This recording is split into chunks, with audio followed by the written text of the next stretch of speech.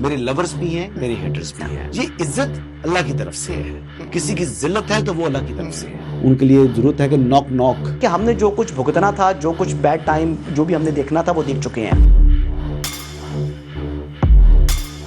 حسن ایوب خان کے تمام دیکھنے والوں کو السلام علیکم. ناظرین، گنڈا پور صاحب نے 29 جولائی یعنی گزشتہ روز پھر ایک بیان دیا اور انتہائی متنازع جو ہے وہ گفتگو کرنے کے وہ عادی ہیں. کوئی دن ایسا نہیں گزرتا جب وہ کوئی اس قسم کی بیہودہ گفتگو نہ کریں اور ہمیشہ پولیٹیکل پوائنٹ سکورنگ کرتے ہیں، عوام کے جذبات سے کھیلتے ہیں اور فوج اور عوام کے درمیان خلیج پیدا کرنے کی ناکام کوشش کرتے ہیں. اور اس بار جو سیاسی چال وہ چل رہے ہیں، اس کا سب سے بڑا نقصان خیبر پختونخوا کے عوام کو ہوگا. جیسا کہ آپ کے علم میں ہے کہ اس وقت پاکستان کے 2 صوبے دہشت گردی کی لپیٹ میں ہیں، ایک بلوچستان اور دوسرا خیبر پختونخوا. خیبر پختونخوا کے حوالے سے کیونکہ بقول علی مین گنڈا پور صاحب کے وہ چاہتے ہیں کہ تمام اضلاع سے فوج واپس چلی جائے.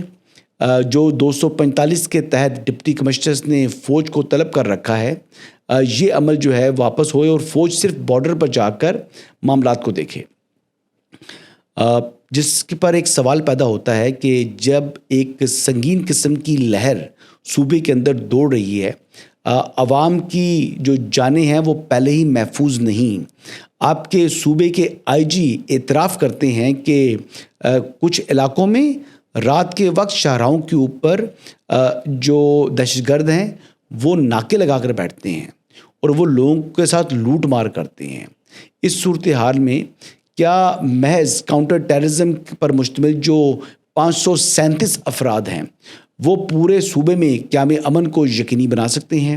کیا وہ جو یہ مینس ہے دہشت گردی کا، اس سے نمٹنے کے لیے یہ جو 537 افراد پر مشتمل سی ٹی ڈی ہے یہ کافی ہوگی؟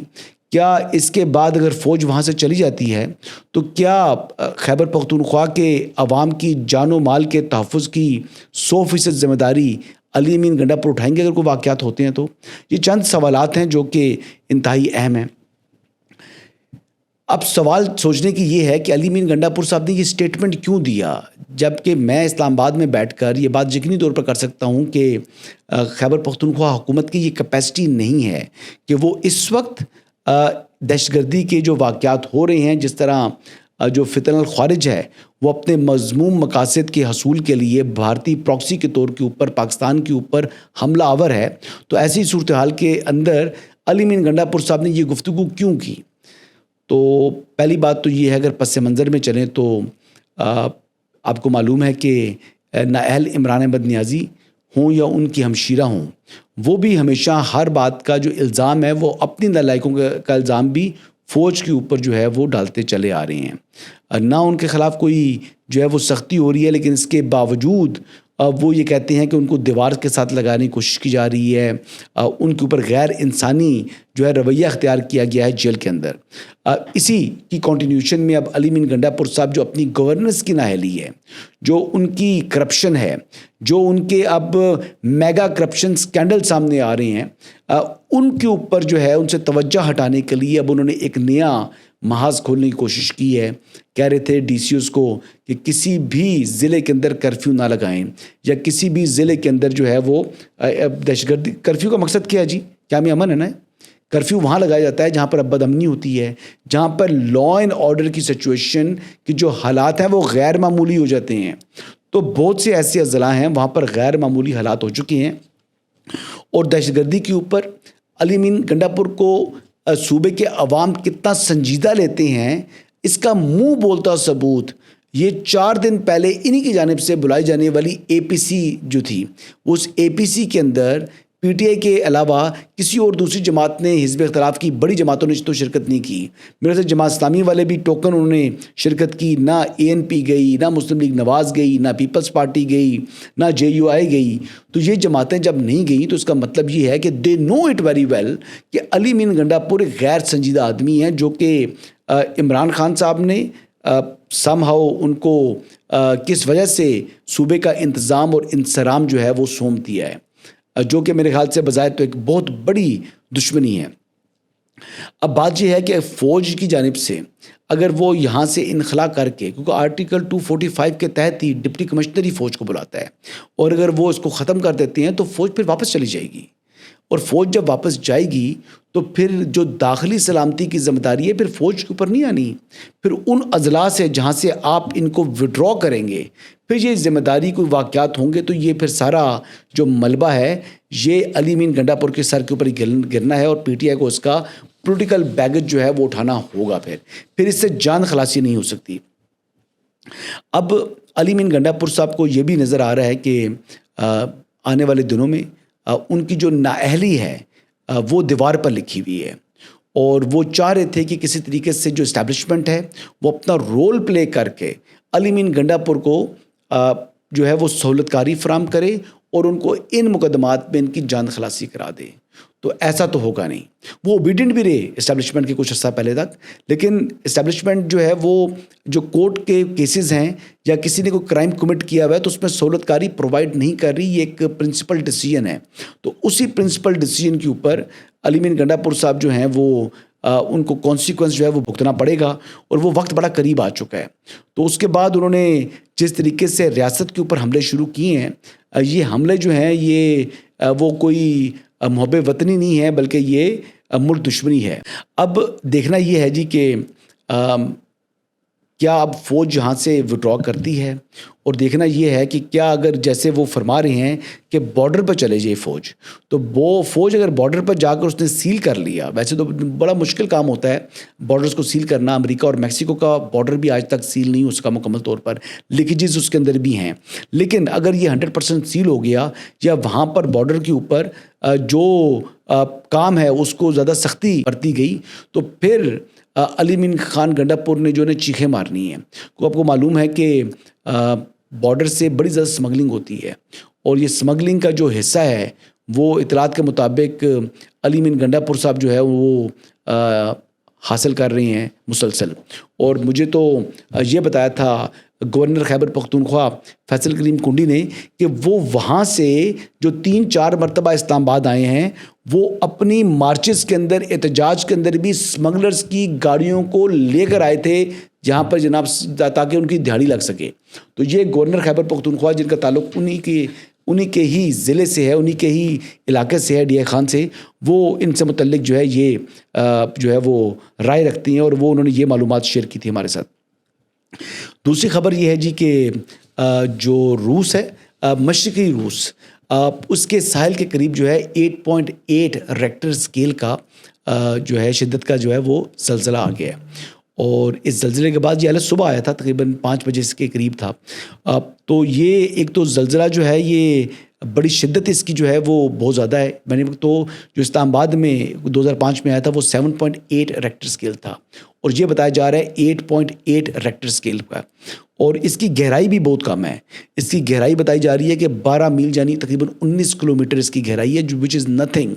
اور اس کے بعد جو ہے وہ سونامی کے جو ہے وہ خطرات بڑھ چکی ہیں۔ ویسے تو رشیا میں بہت سی بلڈنگ جو ہے وہ گر بھی گئی ہیں، ان کو نقصان پہنچا ہے، لیکن اب سونامی کا خطرہ بھی جو ہے وہ پیدا ہو چکا ہے، اور جو سونامی کا خطرہ ہے یہ بیسیکلی جاپان کے لیے، ہوائی کے لیے، نارتھ اینڈ ساؤتھ امریکہ تک جو ہے یہ سونامی کی جو ویوز ہیں وہ آ سکتی ہیں، اور اس حوالے سے یہ جو ہے کافی خطرات بڑھ چکی ہیں، اور یعنی جو ایک تو جو پورٹس ہیں امریکہ کے اندر وہاں سے جو شپس ہیں ان کو ہٹایا جا رہا ہے، اور دوسری چیز یہ ہے کہ باقی بھی بہت سی جو قریبی آبادی ہیں وہاں پر ان کو خالی کرایا جا رہا ہے جہاں جہاں خطرات پیدا ہو چکے ہیں سونامی کے۔ تو اللہ تعالیٰ رحم کرے، سونامی جب پہلے آئی تھی تو اس نے بھی بڑی بربادی اور تباہی کی تھی، تو اس مرتبہ بھی اللہ تعالیٰ لوگوں کو حفظ و امان میں رکھے اور محفوظ رکھے۔ اگلی خبر جی ہے جی ہمارے پڑوسی ملک سے متعلق۔ آپ کو معلوم ہے کہ جو مکھیہ منتری ہیں انڈیا کے، انہوں نے لوک سبھا میں جا کر وہاں پر دبا کر جھوٹ بولا، یعنی جو ایکچولی نام تو جن کو رکھا ہوا ہے کہ نریندر سرنڈر، اور لوک سبھا میں آ کر جس طرح اس نے جھوٹ بولے ہیں، توبہ توبہ توبہ توبہ۔ 9 تاریخ کو رات کو امریکہ کے اپ راشٹرپتی جی نے مجھ سے بات کرنے کا پریاس کیا، وہ گھنٹے بھر کوشش کر رہے تھے، لیکن میں मेरी सेना के साथ मीटिंग चल रही थी, तो मैंने उनका फोन उठा नहीं पाया। बाद में मैंने उनको कॉल बैक किया।